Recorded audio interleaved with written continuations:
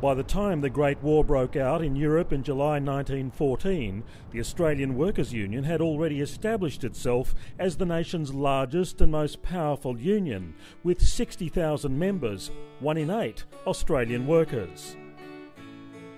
And when the call for volunteers to join the Australian Imperial Forces went out, AWU members were among the first to sign up. These volunteers gave the Australian forces their unique character, as opposed to European armies, which were made up of conscripted troops. By 1917, 30,000 AWU members had volunteered to fight. In fact, there were so many AWU volunteers that Labor Defence Minister George Pearce briefly considered creating a separate division just for the union's members. Among them were men who went on to become Australian legends, like 21-year-old bush labourer Albert Jacka, who won the first Victoria Cross awarded to a member of the AIF. Upon his return to Australia, Jacka VC was a national hero who went on to become the Mayor of St Kilda. For the rest of his life, Jacka was revered as Australia's greatest frontline soldier.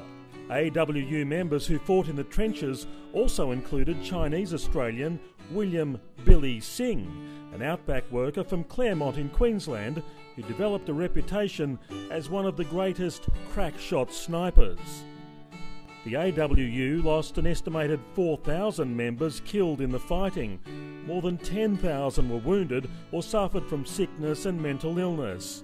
Legend has it that AWU membership tickets were later found in the mud at Pozieres on the Western Front.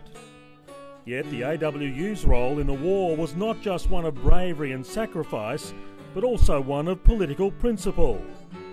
When Prime Minister Billy Hughes, a former AWU organiser, attempted to introduce conscription in October 1916, he found himself faced with a no campaign led by his old union, under the direction of AWU official and future Prime Minister John Curtin.